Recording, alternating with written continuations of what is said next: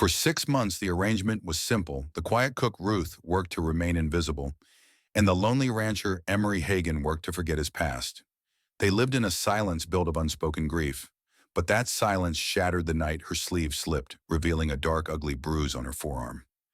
Emery could have looked away, could have pretended not to see. Instead, he broke their unspoken rule and asked the one question that would change everything. "Who did that to you?" Skillet sizzled like a snake's warning, sharp and sudden right as Ruth turned from the stove. Her sleeves had slipped down her forearm again, and this time Emery Hagan saw it. The edge of a bruise, dark and bloomed like something rotting beneath her skin, peeked out before she could tug the fabric back in place. He didn't say a word, not right away. He just watched her face. But Ruth didn't flinch, didn't meet his eyes. She just set the pan down like nothing had happened and asked if he wanted seconds. "Your biscuits are burning," Emery muttered instead, even though they were. He just needed her to look away, and she did. The ranch was quiet as always. Wind through the cottonwoods, the fair-off bray of a mule, the low murmur of cattle settling before dark. But Emery's mind wouldn't settle. Not this time. He'd hired Ruth 6 months back, a widow, or so she claimed, who needed work and he needed help. She was plain polite and hardworking. Never late, never asked for anything more than her pay in the corner room behind the pantry. He knew almost nothing about her. But tonight the silence between them felt heavier, dangerous, even like something unspoken had finally stepped into the light. Emery wasn't a man who asked many questions. The last time he had his wife had died and taken their unborn child with her. That kind of loss teaches a man that curiosity is costly. Still, when Ruth poured coffee into his mug and winced just a flicker, barely noticeable as her fingers brushed the rim, he caught it. Another bruise, this time on her wrist. The silence stretched too long. Ruth noticed. She straightened and turned to leave the room, but Emery's voice cut across the kitchen like a lasso snapping taut. "Who did that?" She stopped, not turned, not breath, just stopped. "I ain't dumb, Ruth," he added softer now. "And you ain't clumsy. So who did that to you?" The pause that followed was longer than any sermon Emery had sat through in town. When she did turn, her face was unreadable. Not scared, not defiant, just tired. "Don't matter," she said. "It's done." Emery pushed his chair back. The scrape of wood on plank floor echoed in the small kitchen. "You don't believe that," he said. "I believe it's none of your business." She replied, folding her arms, not in defiance, but defense. Like if she didn't hold herself together, she'd crumble. "You hired me to cook. I'm cooking, that's all." But it wasn't all. Not anymore. Something was unraveling in front of him, something she'd worked hard to keep stitched up. He could see it now. The subtle changes, the way she flinched at sudden noises, how she'd sleep in late some mornings, or wear gloves even while shelling peas, how she'd stare too long at the fire like it had something to say she didn't want to hear. "You got children?" Emery asked suddenly. Ruth blinked. "No family. None that count." "Then you're alone." Her jaw tensed. "Been alone most my life." Emery stepped closer. Not aggressive, not gentle either. Just close enough that she had to look up. "You ain't alone here," he said. "Not if you don't want to be." That cracked something just slightly. Her lip trembled for half a second before she tightened it again. He didn't press further. He just walked to the back door, opened it, and stared out at the long stretch of dusk rolling over the pasture. Cows huddled in the distance. The wind tugged at the porch lantern, making it creak. That night Emery didn't sleep. He heard her moving in the kitchen past midnight. The gentle clink of metal, the soft scratch of a chair leg. He almost got up, almost walked out to say something. But when he cracked the bedroom door, he saw her there seated at the table, a scarf wrapped tight around her wrist as she peeled a bruised apple. She wasn't crying, just staring at the flesh as it browned in the air. The next morning she wore long sleeves again. The bruises were hidden, but Emery couldn't unsee them. Couldn't unhear the nothing she'd said when he asked who hurt her. Later that week, while fixing the barn latch, Emery noticed the wagon tracks fresh deep, not from their own cart. Someone had come late in the night, stopped near the pantry window, and left. He walked inside, face tight. Ruth. She was washing the floor on her knees, sleeves rolled again. He crouched beside her. "Who's been coming here?" She didn't answer. "Don't lie," he said lower now. "I saw the tracks." She froze. Then, barely audible, she whispered, "He won't stop coming." He never does, no matter how far I run. Emery's blood went cold. Ruth's hands trembled. His name's Luther Kane. The name meant nothing to Emery, but the look on her face did. You want me to go to the sheriff, he asked. She shook her head violently. No law has ever helped me. He's got friends in places that turn blind. Money buys silence. I've seen it. Emery stood up, jaw tight. Then I guess it's time someone didn't stay silent. Ruth looked up, startled. You don't even know me, she said. No, Emery said. But I know what it's like to bury someone you loved and wonder every night if you could have done more. I ain't burying someone again. That evening, Ruth cooked stew. She didn't speak much, but she set his bowl down with care, and Emery noticed her hands had stopped shaking. But neither of them saw the figure watching from the tree-line as the sun dipped low. The next morning arrived bruised and wind-bitten, the sky a dusky gray that matched Ruth's eyes when she handed Emery his coffee. She didn't speak a word, and neither did he, not at first. Something about the way she moved, quiet but sharp, like she was expecting the ground to fall out beneath her, told him last night's conversation had opened a wound she'd long kept bandaged. But Emery was no stranger to wounds that never healed right. He'd learned long ago that silence is where pain grows roots, and he wouldn't let hers keep growing. He watched from the porch as she hung laundry near the barn. Her sleeves tugged low despite the rising heat. One of the clothespins dropped and she stooped to retrieve it, but froze midway through the motion. A crow caught somewhere above, but Ruth wasn't looking at birds. She was staring beyond the split trail fence where the tracks had been eyes locked to the road that led to town. Emery followed her gaze and saw it too. A rider, black horse, slow, deliberate pace, the kind of man who didn't need to rush because fear ran ahead of him. Ruth turned and walked back into the house. Emery met her at the door. That him? She nodded, face pale. Emery stepped outside, unfastening the shotgun from the rack just inside the wall. He don't look so big from here. He's not, Ruth said quietly. But he don't need to be. They watched as the rider stopped at the fence. He didn't dismount, didn't shout, just sat there like a wolf eyeing a coop. Then slowly he turned the horse around and vanished into the tree line. Ruth exhaled one long, shuddering breath and collapsed onto the nearest chair like she'd been holding herself up with nothing but pride. Emery stood in the doorway, the shotgun still in hand, the image of that man's face etched like stone behind his eyes. I'm going to town, he said. No, Ruth snapped louder than she meant. Don't go to the sheriff. I told you he don't care. Nobody does. Luther owns half the men in this county, judges, deputies, even preachers. He plays nice with the church folk, donates to their missions, buys the orphans toys every Christmas. You walk in there with a story about me and Bruises and they'll laugh you out. I ain't going to the sheriff, Emery said, stepping into the room and setting the shotgun gently against the table leg. I'm going to see a man who used to ride with the Rangers before he retired out here with one eye and a limp. Man like that don't care about politics. He just cares about justice. Ruth looked up at him, disbelief battling against the hope in her eyes. You do that for me, Emery nodded. It ain't about doing it for you. It's about doing what's right. He left before she could say more, saddling his mare and heading east, dust rising behind him in soft plumes.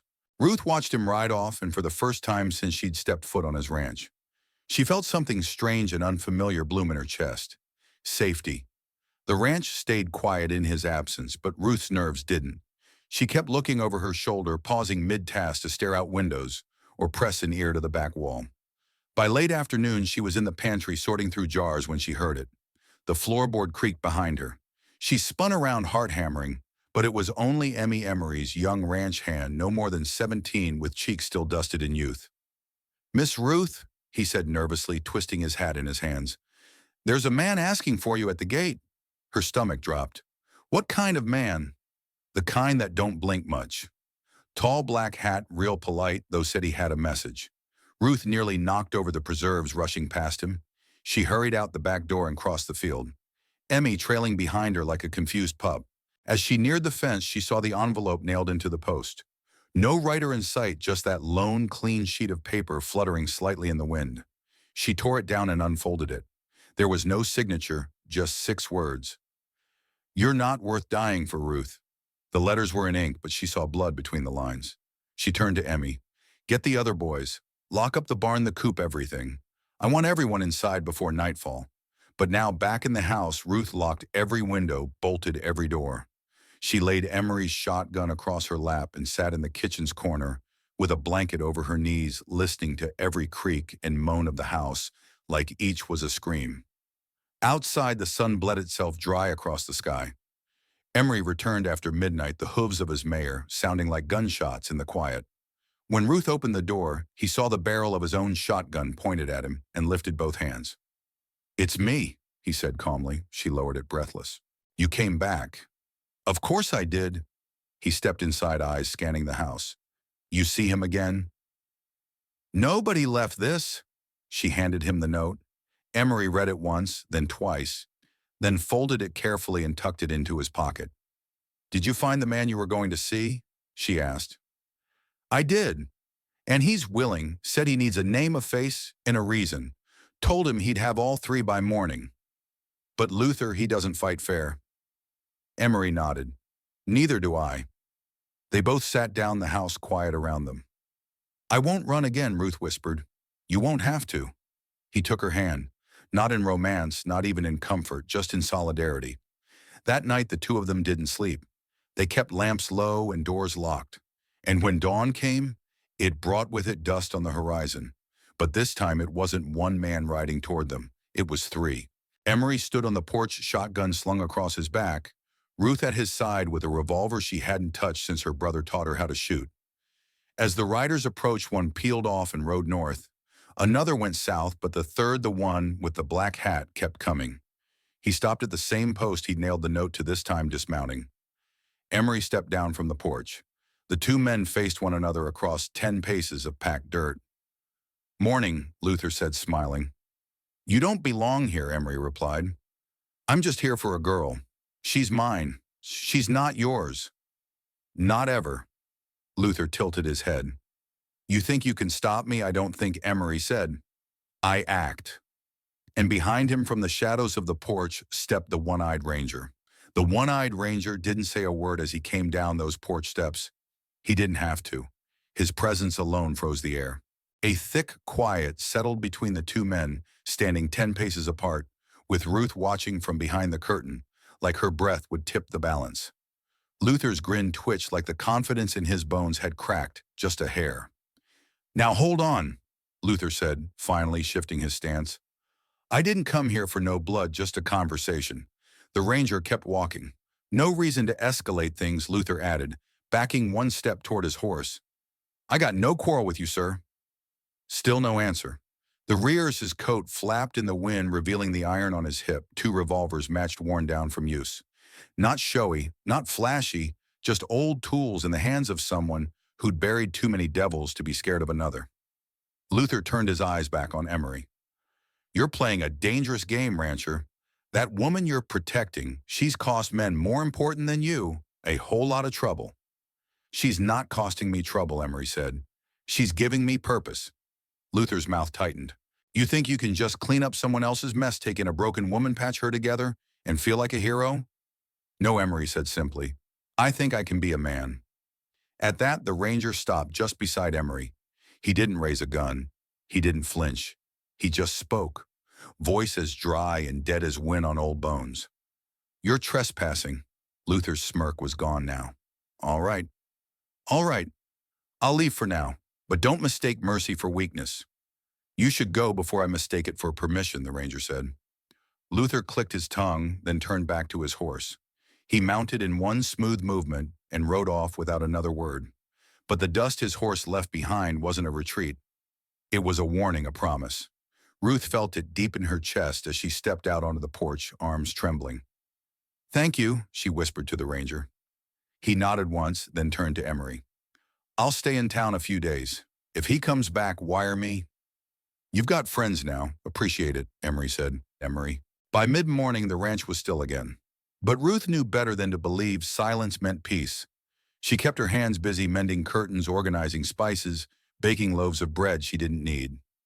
Emery checked the fence lines 3 times that day and spoke little, his thoughts heavy as anchors. That night, Ruth couldn't sleep. Not from fear, from memories. It was strange how the mind worked, how it waited until the body was safest to unleash the worst storms inside. She lay on the cot, hands over her stomach, staring at the wooden beams above her, as if they might split open and drop her past onto her chest. She remembered the first time Luther had struck her, the shock of it, the sharp betrayal, then the apologies, the flowers, the charm that convinced her it would never happen again until it did over and over. He never left visible marks at first. Said he was smarter than that, but smart didn't mean gentle, and the bruises had come eventually on the ribs, on the arms, on the places clothes covered and pride tried to ignore. When she fled, she hadn't just been escaping pain. She'd been running from the version of herself that believed she deserved it. Emery knocked gently on the doorframe. "You awake?" She nodded in the dark. "I can't stop thinking." "Me neither." He stepped in and sat near the edge of the room, where the fire's glow made soft patterns on the wall. "You know, my wife used to do that too. Bake when she was nervous. The house always smelled like cinnamon or something, even when we had no appetite." Ruth smiled faintly. "Sounds like she was kind. She was too kind. Maybe she died believing the world was better than it is." What happened to her? Emery stared into the flames for a long time. Fever took her fast. One day she was laughing at a joke our neighbor told. Next day she was gone. "I'm sorry." He shrugged, but it wasn't cold. It was the kind of shrug a man gives when grief has become part of his bones. "It's been years. Doesn't hurt the same, but it still echoes." Ruth stood and walked to the hearth, wrapping a shawl tighter around her shoulders. "Do you think someone like me deserves a second chance?" He looked up at her. "I think someone like you deserves peace." She looked away, blinking hard. "That man, he doesn't let things go." "Then we won't let you go either." Later that week, Emery rode into town to buy supplies. He left Ruth with the ranch hands and a list of tasks, long enough to keep anyone busy. But by midday, she noticed something strange. Emmy and the boys were quiet, too quiet. When she asked where they were headed, they fumbled through half-truths and excuses. She followed them past the fence line toward the grove, and there beneath the trees she found a letter nailed to a tree stump. Her name on it, her real name. Ruth Esther Malalary, written in delicate ink. She snatched it down, heart-pounding, and read, "1 week, you can come back quietly, or I'll drag you back loud, the man you're staying with. He won't make it through the night if you don't choose right, L." She crumpled the paper and turned on the boys. "Who left this here?" They glanced at one another. "Tell me, some man dropped it off early?" Emmy admitted, said it was for you. Ruth ran back to the house. She grabbed the shotgun Emery had taught her to use and stood by the window until his horse returned over the hill. She met him at the gate, letter in hand, eyes wild. "They're going to kill you." Emery took the note and read it in silence. Then he folded it, pocketed it, and said, "Then they better bring more than a pen next time." That night, Emery wired the ranger. This time the reply was simple. "Tell her to pack a bag. We're not just defending this land, we're taking the fight to him." By the time the ranger arrived, Ruth had packed only what she could carry on her back: 2 dresses, a Bible, and a small locket that had been her mother. Emery met the ranger on the edge of his property just as dawn turned the hills to fire. No words were needed. The 2 men locked eyes, and the nod between them was as solemn as a contract written in blood. "Where?" the ranger asked. Emery pointed west. "He's got land near Delmar Creek. Folks say he built it up quick after she left. New fences, a big barn-stone house built to last. Probably figured she'd crawl back to him. He won't expect her coming back with someone who don't crawl." Ruth stepped forward, pale but steady. "You really think it'll work?" "No," the ranger said, "but I know cowards only roar when they feel safe. Take that safety." And they whimper. So they rode, just the 3 of them, Emery, Ruth, and the ranger, moving as swift and silent as shadows cutting through prairie light. Ruth wore one of Emery's old duster sleeves, too long-hemmed, trailing in the wind, and tucked her hair beneath a wide-brimmed hat. The road bent narrow and mean as it reached the hills. Coyotes howled near dark. They slept in shifts. By the second night, Ruth spoke again. "I used to dream of getting away," she said softly while Emery tended the fire. "But even when I was gone, I didn't feel free. Not till now." Emery didn't look up. "That's how it is sometimes. The chains stay on inside long after they break outside. She glanced at the ranger, who sat sharpening a knife by the firelight. You ever been married? He didn't answer right away. Once brief. What happened, he didn't stop working the blade. She made me choose her or the job I chose wrong. Silence stretched. Ruth watched the sparks dance upward. Do you regret it? Every day, he said, then stood, walked out into the trees, and disappeared into the dark. They reached Delmore Creek the next morning. The land was fenced high and tight with barbed wire coiled like venom. The house loomed on a ridge, smoke curling from its chimney. A man with a rifle patrolled near the barn. Another leaned against the corral gate, chewing something foul and watching the road with eyes that didn't blink enough. He's expecting trouble, Emery murmured. No, the ranger corrected. He's expecting her to come alone. They didn't rush in. They waited till nightfall, and when they moved, they did it quiet. The ranger took the west end of the property, vanishing into shadow. Emery and Ruth crept toward the house. Every board they stepped on seemed to groan like a conscience. At the side of the barn, Ruth froze. There was a sound, a whimper, a child. She turned sharply. Through a knothole in the barn, she saw a girl couldn't be older than 8 curled up beside a dog, both chained. Emery leaned in. You know her. Ruth shook her head. No, but she's like I was. That was enough. They changed course. The barn door creaked as it opened. The girl flinched, shielding her face. Emery crouched low. Hey, it's all right. She didn't believe him. Not at first. Not till Ruth stepped forward, knelt beside her, and reached for the chain. I know what that feels like, Ruth whispered. The girl looked up, eyes too old for her years. Then slowly she nodded. Emery snapped the chain with a tool from his saddlebag. The dog didn't growl, didn't bark, just leaned against Ruth's leg as if it knew peace was near. Then a voice cracked through the silence. Well, I'll be took you long enough. Luther stood at the barn door, a rifle in one hand, a torch in the other. His smile was firelit and false. Behind him, 2 men stepped forward, both armed. You came back, Ruth, like I said you would. I almost missed you. Ruth stepped in front of the girl. You don't get to miss me. You should have brought flowers, Luther said, then turned his eyes to Emery. And you? Well, you're just full of bad decisions, aren't you? Emery didn't flinch. Let the girl go. Luther chuckled. You think you're the first man tried to stand up to me. You think courage buys protection. It buys you a shallow grave. Then a sound split the night. A whistle, sharp, distinct, followed by a shot. The torch in Luther's hand exploded in sparks, and he reeled backward, howling from the treine. The ranger stepped out, rifle in hand, smoking barrel aimed steady. Next shot's not a warning, he said. Luther staggered, blood blooming from a graze on his shoulder.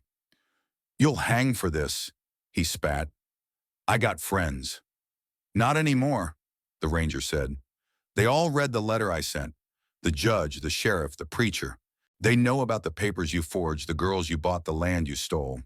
You're a ghost now, Luther. A man with no friends is already dead. But Luther wasn't ready to go quietly. He raised his rifle, aimed for Ruth, and Emery tackled him. The 2 men fell into the dirt, fists flying. Emery moved like a man possessed, not wild, but focused. He didn't scream, didn't curse, just delivered every blow with the weight of nights spent praying she'd be safe.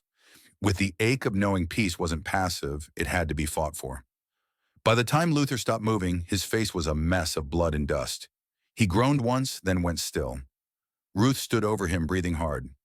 You never owned me. The girl clung to her leg. Emery stood, jaw clenched.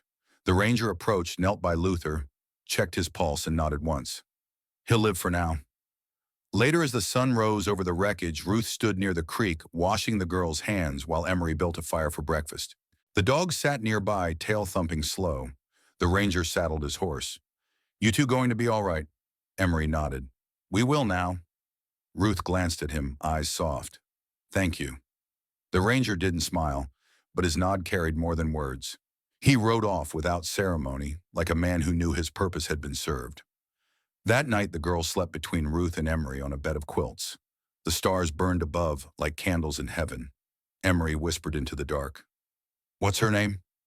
Ruth stroked the girl's hair. She said it once. Delilah. That's a strong name. So was mine, Ruth whispered. But I forgot it for a while. You remember it now. She turned to him, tears glinting. I do. The town of Crossbone hadn't seen Ruth in 3 years. Some believed she'd run off to the river and thrown herself in. Others figured she'd made it west, maybe found a new name and a better life. A few whispered that Luther had finally done what he'd always threatened and buried her beneath his land. No one had the proof or the courage to dig. So when Ruth walked into the church house the following Sunday, with a little girl on her hip and a quiet, weathered man at her side, no one knew what to say. Even the preacher, a man who'd survived war and weather, and men like Luther, paused mid-sermon and nearly dropped his Bible. She walked with her shoulders back and her chin high, but the fear hadn't fully left her eyes. It stayed close, like the echo of a nightmare, waiting in the corners for quiet moments to crawl back out. Emery stood beside her, jaw tight beneath a fresh, shaved face, boots polished clean. The child clung to Ruth's dress like she'd grown roots in its folds, and the dog, ragged and loyal, sat just outside the church door, refusing to be left behind. They sat on the back bench. Emery held his hat in his hands, fingers folded around its brim. Ruth never looked down once. When the final hymn faded and folks began to shuffle out, the preacher stepped down, boots slow on the wooden steps. His eyes scanned Emery, then landed on Ruth. I buried you, he said, voice low. No, sir, Ruth replied. You just stopped looking. That silenced him. A breath passed between them, long and heavy. Then the preacher nodded and held out his hand. Welcome home. The town took longer to come around. Luther's men had scattered after the incident, and though no charges were ever filed, the story made its rounds. How a lawman from out east had come and chased ghosts from the prairie with a single shot. How Luther had packed what was left of his pride and crawled off somewhere south, still bleeding, still furious. How Emery Clay, a widower no one really knew, had stood between evil and a woman too many had already forgotten. Whispers changed. Doors that had once shut quick when Ruth passed now creaked open with cautious curiosity. Folks came by with bread, old coats, invitations to supper.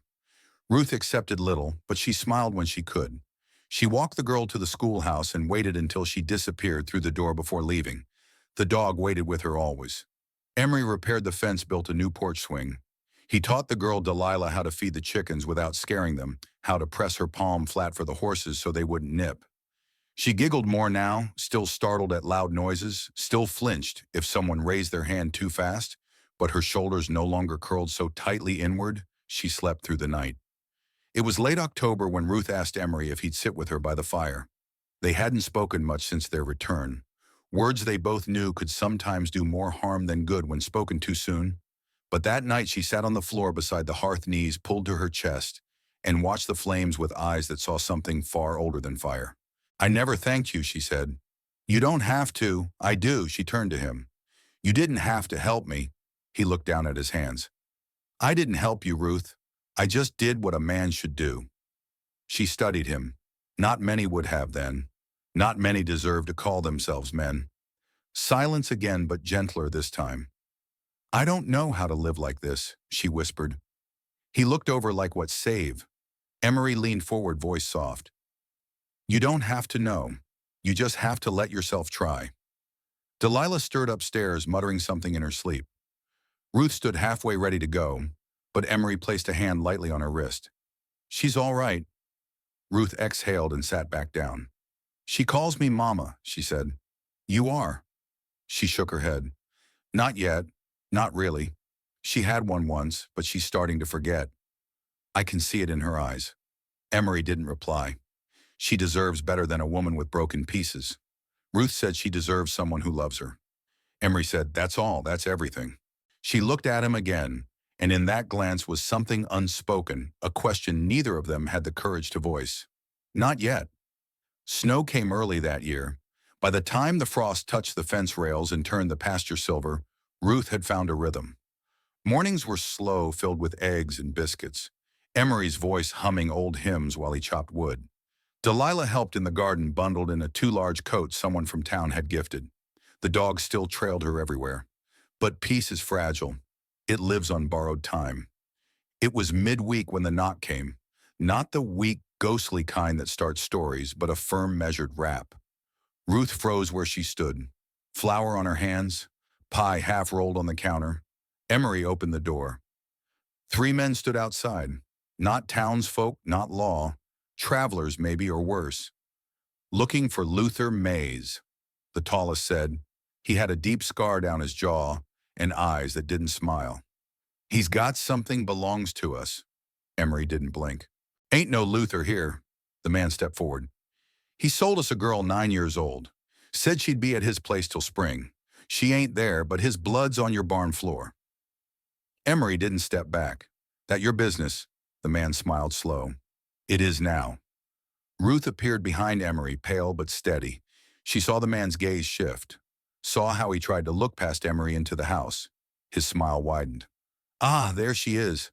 The shotgun came up before he could finish. Ruth didn't hesitate. Emery didn't flinch. The barrel rested steady against the man's chest. She's ours, the man said. She's mine, Ruth replied. He chuckled. You think that dog's going to protect you? That girl ain't even got a name on paper. I don't need paper, Ruth said. I've got fire. The dog growled. Another step and the man might have tested her, but then a second knock echoed from behind them, on the back door. Ruth's eyes widened. Emery turned. Another man, a fourth, then a fifth. They weren't just looking, they were hunting. The next few moments blurred.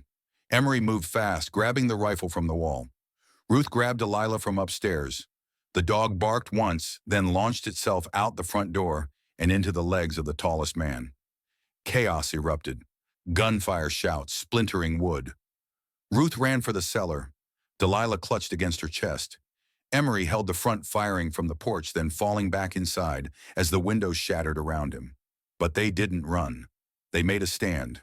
By the time the law arrived, summoned by the neighbors, smoke signal, the fight was over. 2 men lay dead, the others scattered. Ruth stood outside the cellar door, covered in dust and blood. Emery leaned against the porch beam, shoulder bleeding, eyes blazing.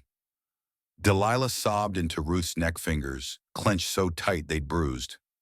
Sheriff Tannen holstered his weapon. You all right? No, Emery said, but we will be. The preacher came next day, offered prayers and plans. The townsfolk brought food, blankets, tools for repair. And Ruth, she stood taller. When winter deepened and Christmas bells rang from the church steeple, Emery walked Ruth and Delilah down the aisle, not as a protector, but as a man who'd found something to believe in again. And Ruth said yes, not out of fear, not out of need, but because she finally believed love didn't have to come with pain. Spring arrived with sudden boldness, melting away the remnants of snow that had clung to cross, bent like old sorrow. The land turned green almost overnight, as if even the soil had decided to start over. Calves were born, fences were mended, and the town spoke of new beginnings, as if they were owed after a winter that had nearly broken them all. But none carried the weight of rebirth like Ruth Clay. The name sat strange on her tongue at first. She'd taken it quietly without fanfare or fuss inside the chapel, with only the preacher, little Delilah, and Emery standing by. The dog sat on the front step as solemn as any witness. No dress, no flowers, just a vow spoken by 2 people who understood pain more than they did poetry. Ruth never expected to be someone's wife again. She never thought she'd have a daughter either, not one who clung to her skirts and called her mama in a voice full of healing. But here she was, every sunrise wrapped in the scent of coffee and woods, with Emery's steady hand at her back and Delilah's laughter bouncing down the stairs. Still, not every wound stitched itself up clean. There were days when Ruth would freeze mid-task, kneading bread, folding linens, her eyes gone distant, her breath shallow. Emery would see it and say nothing, just step closer, not to touch, but to be near. A presence, a promise that she wasn't alone in the remembering. Sometimes she spoke after, sometimes not, and he never pushed. Delilah too bore her scars. She still flinched at men who walked too loud, still watched doorways like something might come through. But she had begun drawing again. Little pictures of chickens and trees, and once a house with 3 stick figures, all holding hands. It was Ruth who cried when she found that one. They framed it and hung it by the hearth. But peace is never permanent, not in places where blood has soaked the ground. It was Emery who noticed the man first, a stranger standing by the church fence as they exited service one Sunday. Not unusual, Crossbone had begun seeing more traffic now that winter had lifted. But this man didn't look like someone just passing through. He didn't speak, just watched. When Emery turned back toward him, the man tipped his hat, then disappeared around the back of the church. Something about the way he moved settled uneasily in Emery's chest. He didn't tell Ruth. Not yet. Not until he was sure. That night he double-checked the locks. Sat up an hour longer than usual, boots still on rifle leaning nearby. The dog, old but alert, paced by the front door, then laid down with a low, uneasy growl in its throat. The next morning, Ruth found tracks in the garden, too big for Delilah, too wide for her own feet. She called Emery out without saying a word, just pointed. He looked at them and nodded once. They were watching, she whispered. He didn't deny it. Delilah played nearby, oblivious. The sun had warmed the ground and she chased butterflies with a stick and a laugh that made Ruth ache with joy and fear. That afternoon, Emery went into town under the pretense of picking up seed. In truth, he went to see Sheriff Tannen. The sheriff listened, nodding slowly. Description: tall, clean boots didn't belong. You think he's one of the ones who came for Delilah? Could be, or someone worse? The sheriff stood. I'll send someone to circle the property at night. Quiet. Keep it off tongues. Appreciated. Back at the ranch, Ruth tried to carry on as if nothing had shifted. She hung linens with deliberate calm, made stew from scratch, read Bible verses to Delilah before bed. But her eyes moved too much, scanning shadows, checking windows. She kept the shotgun near, even when stirring broth. 3 days passed. On the 4th, the dog vanished. He never wandered far, even at night. But that morning, the porch was empty, his bowl untouched. Emery searched the property. No sign, no blood, just an absence so loud it felt like thunder. That night they heard the bell, a soft chime, metal on metal, the well's pulley. Emery stepped outside with his rifle. Ruth followed despite his protest. They crept toward the well together. There, tied to the post, was the dog alive, muzzled with a rag, eyes wild but unharmed. And hanging from the pulley rope just inches above the stone mouth was a note. Ruth read it aloud with shaking hands. She's not yours. That night, Emery moved Delilah into their bedroom, set up a cot. The girl didn't argue, sensing something old and terrible had returned to claw at their peace. Ruth held her tighter. The sheriff doubled the watch. No one saw the man again, but the fear stayed. And then came the letter. No postmark, no signature. Just a slip of paper slid beneath the front door at dawn. Ruth found it. This time the words were worse. You think you've saved her, but she remembers, and soon so will you. She dropped it, hands to her mouth. Emery picked it up and read it twice, then burned it in the stove. That night Ruth couldn't sleep. She sat by the hearth, fingers twisted in her lap. Emery sat beside her, silent. She remembers something, Ruth said. She's safe here. She's not safe anywhere if this doesn't stop. He looked over. Do you want to run? No, she said, voice steady. I want to fight.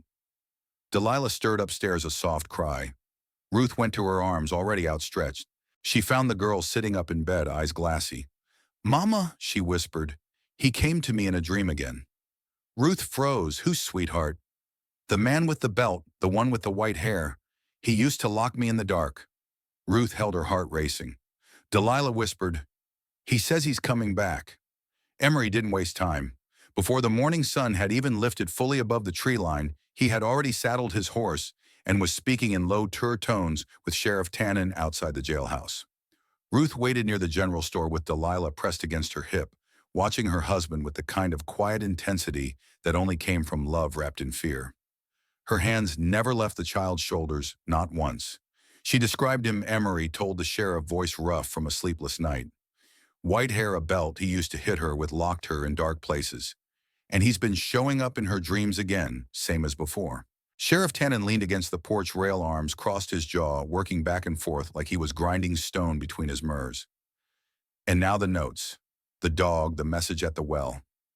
We can't pretend this is a coincidence anymore. No, we can't. Emery agreed. I need to know if anyone's passed through recently, anyone with a past or reason to haunt a child like this. The sheriff straightened. Let me check the stage records. Couple days back, one man came in from the west. Didn't stay long. Clean coat, polished boots, kept to himself. Paid cash for everything. White hair. Tannen nodded slowly.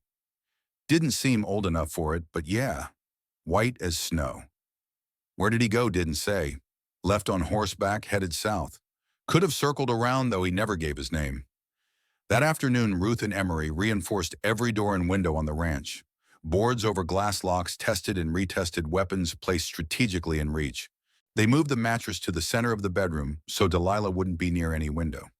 The dog hadn't left her side since being found, and Ruth didn't push him away.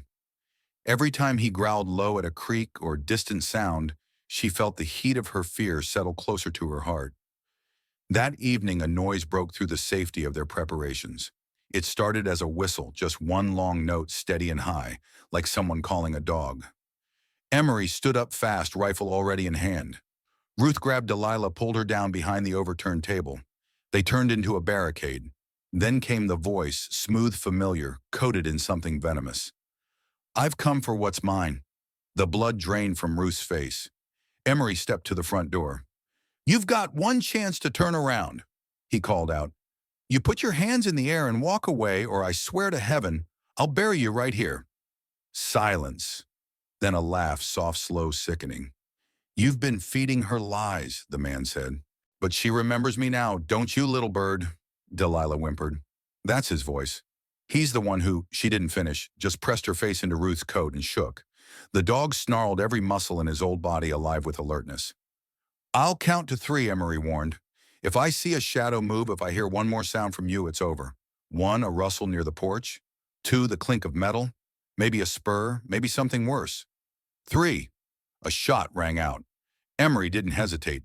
He fired clean and sharp toward the noise, then ducked to the side just in time to avoid a bullet splintering the doorframe beside his head. The man wasn't alone.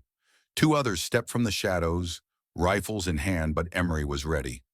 This wasn't the first time his land had been threatened, and it wouldn't be the last if he didn't end it here.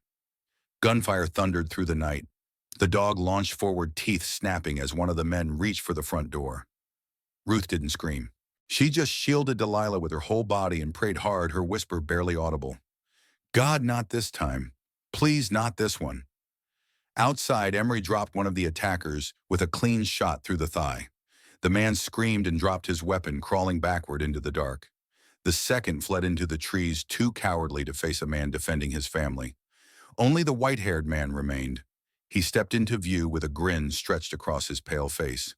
No weapon drawn, just calm, taunting confidence. "You don't know what she is," he said, "but I do. I made her, broke her in like a colt. She's got my blood in her veins." "You're nothing but a nightmare she outgrew," Emery said, and leveled his rifle. The man took one step forward. "Shoot me and you'll never learn the truth. You'll never know why she cries when it rains, why she flinches when someone raises a hand. You'll never know what she did." Another shot cracked through the air. He dropped instantly. No more threats. No more smirking. Just silence. Emery approached slowly. The man wasn't dead yet, but the bullet had torn through his shoulder and dropped him to the ground. "I'll let the law deal with you," Emery muttered, "because if it were up to me, he didn't finish." Sheriff Tannen arrived 10 minutes later with 2 deputies. The surviving attacker was caught trying to cross the creek. The third white hair, soaked in blood, was hauled into the back of the wagon and sent to the nearest holding cell. "You did good," the sheriff told Emery. "You protected your family." But Emery didn't feel like a hero. He just felt tired, like he'd aged a decade in a single night. Ruth watched as the wagon rolled away, her hand resting gently on Delilah's back. The girl hadn't spoken since the shots. That night she curled into Ruth's side fingers, clinging to her nightdress. "Mama," she whispered. "He said something before the shooting." "What did he say, baby?" "He said he'd already left something behind, that he wasn't done." Ruth didn't sleep that night. She sat up, watching the fire burn low, wondering what else that man had done, what scars he'd buried deep in that little girl, what horrors might still surface. And then, just as the first light broke over the eastern ridge, Delilah sat up in bed. "I remember something else," she said. Ruth rushed to her side. "What is it? He wasn't my father." Ruth froze. What he used to say he was, but he lied. "I had a mama before him. She had brown hair like yours. She sang to me at night." Ruth held her tears burning. "Maybe she's still out there," Delilah whispered. Ruth didn't answer, just kissed her forehead. She's here now, she said, in your heart. The following weeks didn't pass like ordinary days. They moved with the heavy hush of healing, a slow, aching sort of quiet where every word, every gesture felt like a small thread weaving together the life they were all trying to rebuild. Delilah never mentioned the white-haired man again after that dawn, not by name, not in dreams, and Ruth never pressed. Some truths came loose in their own time, and others were better left buried under prayers and patience. But there was a lightness now in the girl's voice, something that hadn't been there before. It was subtle, just the tiniest lift when she laughed, the way she hugged the dog like he was more than just a guardian, but a piece of home. Ruth had become her home, and Emery. He'd become her mountain strong, unmovable, her steady place, in a world that had once spun too fast to survive.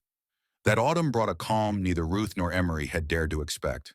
There were no more notes, no whistles in the dark, just harvest winds sweeping the fields, and the smell of corn husks drying in the sun. Ruth resumed her work in the kitchen with Delilah as her shadow. The girl helped measure flour snap beans and clean the eggs from the coop. She began humming again, soft tunes Ruth didn't recognize, likely stitched together from fragments of a lullaby her real mother used to sing. She didn't call Ruth Mama again after that first night. Not right away, but the way she looked at her with trust, with belonging, it said more than any word could. Then came the letter. It arrived by post tucked into the sheriff's stack of routine mail. Tannen didn't recognize the seal on the envelope, but the moment he opened it, he saddled up and rode straight to the ranch. His face was drawn pale with the weight of something sour. I think you'd best read this inside, he told Emery. The rancher read it once, then twice, and the second time Ruth stood behind him, her hand tightening on his shoulder. The letter wasn't from a stranger. It was from the man who'd claimed to be Delilah's father, the white-haired devil who should have been rotting in a cell until trial. Only he'd never made it there. The letter had been sent by a guard from the border county jail, one who owed Emery a favor. The prisoner had died in root bleeding infection, maybe, or maybe something darker. Either way, he hadn't lived to speak another threat. But the guard found the letter in the man's boot, sealed, addressed in an uneven hand to whoever finds her. And inside that letter was a truth no one expected. Delilah hadn't just been kidnapped. She'd been bought, sold in the dark by a man who claimed to be her uncle after her mother's death, traded to the white-haired stranger when she was just 5. The letter didn't say why, just that she wasn't supposed to remember that she wasn't the only one. Ruth clutched the paper so hard it nearly tore in her hands. There might be others, she whispered. Emery nodded. And someone out there still looking for her. Tannen tipped his hat low. I'll do some asking around. See if there's any record of her real name. Maybe old missing persons reports. But that night Ruth couldn't sleep. She sat by the fire and held Delilah close, wondering who that little girl had once been, who she might become again. The next morning, Emery found her standing at the edge of the pasture, eyes locked on the horizon. She deserves a name, Ruth said softly. She's got one. No, a full one. One that tells her she's not just a shadow from someone's nightmare. She's our daughter now. Emery didn't speak right away. He stepped beside her, the wind tugging at his collar. I've been thinking about that too, he said, and I remembered something. He reached into his coat pocket and pulled out a ribbon, faded blue, torn at the edge. She had this in her dress the day she showed up. I didn't think much of it then. He handed it to Ruth. Embroidered on the corner in small, careful thread were 2 letters. Emma. Maybe initials, Ruth asked. Maybe, but it's a start. They brought the ribbon inside, let Delilah hold it. She turned it over and over in her hands, then looked up at them. My name was May, she whispered, before that's what she called me. Your mother, Ruth asked. The girl nodded. May Rose. She said it was because I was born in the spring, and she prayed I'd grow gentle and strong. Ruth covered her mouth. Tears spilled hot down her cheeks. From that day forward, Delilah became May again. May Rose Harper. She was theirs in name now, not just in spirit. And with the seasons turning, the ranch shifted too. It became not just a shelter, but a home rooted in something deeper than blood, something earned through fire and forged in love. A year passed. Then too, May grew tall. She took to books like Roots to Water, and she loved horses with a kind of sacred gentleness Ruth had never seen in a child. Emery taught her to ride. Ruth taught her to bake. and together they taught her that not every shadow ends in fear. Then came the spring of the third year. A knock on the door, not frantic, not threatening, just quiet, cautious. Ruth opened it with Emery at her side. A woman stood there, older, thin, clutching a newspaper clipping. "My name is Clara Ridge," she said. "I've been looking for a little girl, my niece. She vanished when she was 5. May peeked from the kitchen. The woman dropped the paper, then collapsed to her knees. "May—" The girl froze, then stepped forward. They stared at each other for a long time, and Ruth knew by the way the girl's eyes filled without blinking, by the way her hands trembled, that this was truth. Not the kind that wrecked a life, but the kind that stitched it whole. Clara stayed a week long enough to tell the story of May's mother, her own sister who died of fever, and the man who'd taken the child under the pretense of care. Long enough to learn that May was safe now, that she was loved. When she left, she did so with peace in her heart, and May remained where she belonged. Not because Ruth and Emery had claimed her, but because love had. Because family wasn't always born. Sometimes it was found. Sometimes it arrived on a broken horse, or in the dark, or at the edge of grief. And sometimes it called you mama before it even knew your name. Spring had come again to the ranch, gentle and gold-lit, like a promise, whispered instead of shouted. The wind no longer felt harsh or warning. It carried the smell of wildflowers and tilled earth, and somewhere beyond the nearest hill, birds had returned to nest beneath the eaves of the little chapel. Time had passed in a way no one noticed until it had wrapped itself around them all like a warm quilt. The sharp edges of grief and fear had softened, but the memory of it remained not as a wound, but as a sacred marker, a reminder of where they had been and how far grace had brought them. Mayrose Harper had just turned 10. Ruth stood at the edge of the garden beds with a pie dish in hand and dirt on her skirt. She watched the girl chase a stray chicken with one hand while holding a book under the other arm. The hen escaped into the tall grass, but May didn't fuss. She plopped down, opened the book, and began reading aloud to herself, lips forming every word with reverence. Ruth smiled and wiped her hands on her apron. "You read that one 5 times this week," she called. May didn't look up. "It gets better each time." Emery appeared with a saddle slung over one shoulder and a hammer in the other. He was repairing the eastern gate again, though Ruth suspected he just liked pretending to be busier than he was. He tipped his hat toward his daughter, then toward his wife. "Is she wrangling words again, or chickens?" "Both, looks like. I put a wager on the hen." Ruth chuckled and turned back toward the house. The porch had new railings, now a fresh coat of white paint. There were new curtains in the window May had claimed as her own. On the inside, she'd hung drawings, childish wild, full of animals and sunflowers and big blue skies. One showed a man with a gray beard holding a little girl's hand. Another had a woman with a pie in one hand and a shepherd dog in the other. The last one had 3 people around a dinner table, all smiling, all drawn with hearts. They were family not just by paper or law, not by some court or bloodline, by fire, by survival, by love. At night, May no longer woke in a sweat. There were no more cries muffled beneath the blankets. And while she didn't always talk about what had happened before Ruth found her in the barn sometimes, she did quietly, thoughtfully, as if the pain were something that had changed shape. Not gone, but different. Manageable. One afternoon, as Ruth was folding laundry, May sat beside her and asked softly, "Did God send me to you, or did he send you to me?" Ruth looked up, hand stilling on a shirt. "Maybe both. Maybe we were each other's answer." May nodded slowly, satisfied with that. Then she reached for the sheet Ruth was folding and helped smooth it out. In town. Word had long spread about the girl, about the sheriff's role in rescuing her, about the burned-out house, the lost names, the whispers of a man no one ever saw again. But gossip lost its teeth when the ending was good. And in this case, the town had found new stories to tell about the girl who learned to ride faster than most boys, who once read 3 books in a week, who always brought baked apples to the preacher's wife when her husband fell ill. May had become the quiet light of the town. A little miracle in miracles had a way of softening even the hardest hearts. Then one letter changed everything again. It came wrapped in plain brown paper. No return address, just a single word written across the front in neat looping script. May Ruth opened it first, her hands shaking. Emery at her side. Inside was no threat, no warning, just a photograph, old, faded. A woman with chestnut hair holding a baby in a field of wildflowers. May and a single name written beneath in cursive. Charlotte Rose, her mother. There was no note, no explanation, but Ruth felt it in her bones. Someone out there had found a piece of the puzzle and sent it to them not to stir pain, but to complete the story. The wind whispered through the fields, and somewhere deep inside that piece they knew. What had once been broken had been mended, not erased but made beautiful in its healing. The past had carved deep scars, but love had filled every one of them with gold.